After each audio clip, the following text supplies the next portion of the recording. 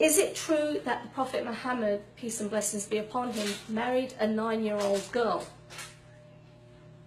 Now the question stems from authentic hadiths or reports that young Aisha radiallahu anha, she married when she was 6 or 7 years old, and that the marriage was consummated when she was 9 years of age. How do we as Muslims respond? How do Muslims respond? One Muslim is quoted as saying, "My Prophet was a gentleman and he did not marry an innocent 7 or 6-year-old or a 9-year-old girl."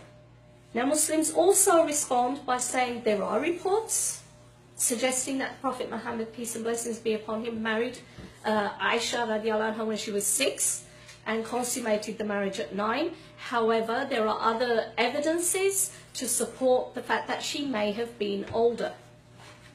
Now, while for many Muslims this would have been once enough of a response, there's now an expectation or demand that you clarify which of the two positions you take.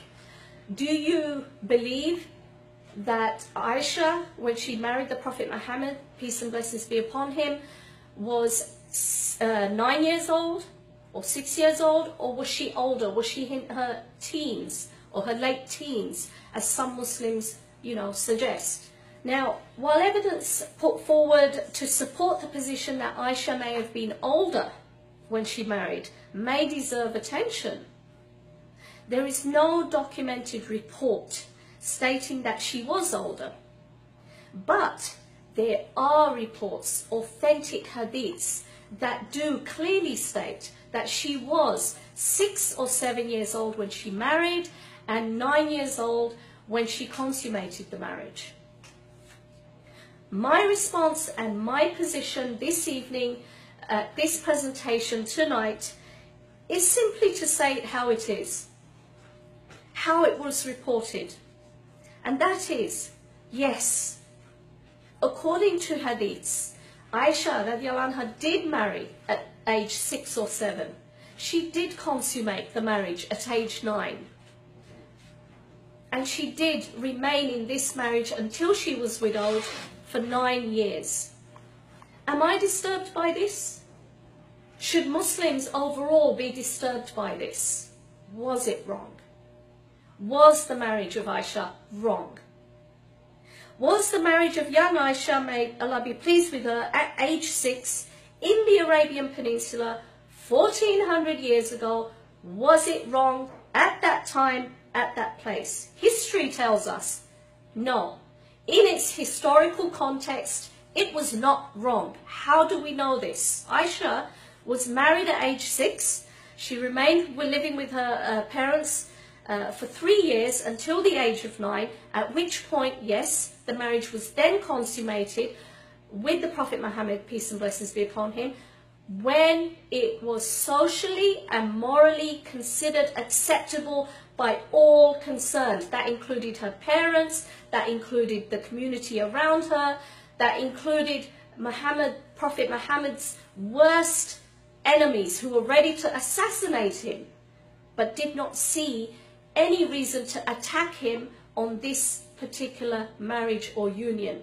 And there was every opportunity for young Aisha to seek refuge with those enemies who would have given her immediate refuge against this marriage, but she didn't choose to do so, and it was never the case that she ever complained of it, even in her older widowed years. The bond between Abu Bakr and the Prophet Muhammad, peace and blessings be upon him, was already solid. This is one of the reasons Abu Bakr, may Allah be pleased with him, he hesitated in accepting the marriage proposal via this woman, Khawla bint Hakim, with the Prophet Muhammad. He said, because we're brothers. But the Prophet Muhammad clarified. He said, no, we're not brothers in blood. We're just brothers as in, hey bro, we're friends. We're close, we're that close, we're like brothers. So the bond was already there. So, whatever.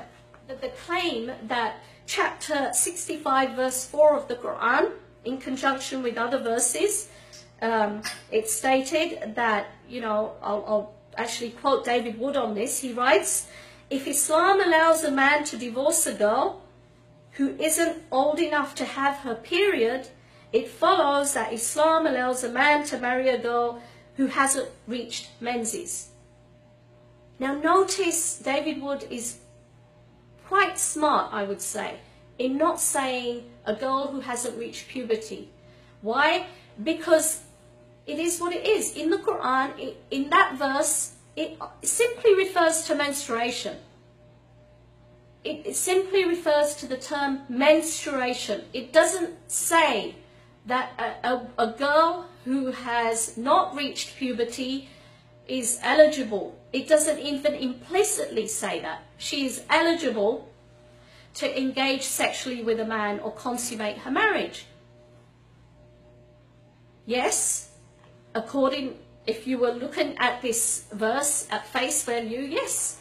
And according to the commentaries that go with this verse, a girl can marry, as did Aisha at age 6, having not menstruated or having not gone through puberty.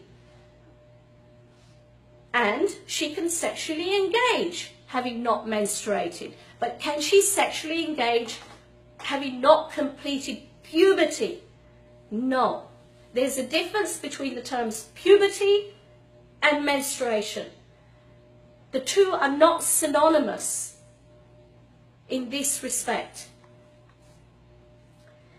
There is nothing in the Quran or Islam to prohibit marriage to those who have not yet menstruated, yet it would be disingenuous, inaccurate, and dishonest to say that the Quran or other Islamic sources endorse consummation of marriage or sex with prepubescent girls. Remember, not premenstrual girls, prepubescent girls. And we know puberty does not require menstruation to be complete. Aisha narrated, the Prophet said, it is essential to have the consent of a virgin. Aisha said, what if the virgin feels shy? The Prophet said, her silence then means her consent. Now, it's important to note that the Prophet Muhammad clearly states the importance of obtaining consent. A girl should make it known when consent is not being given.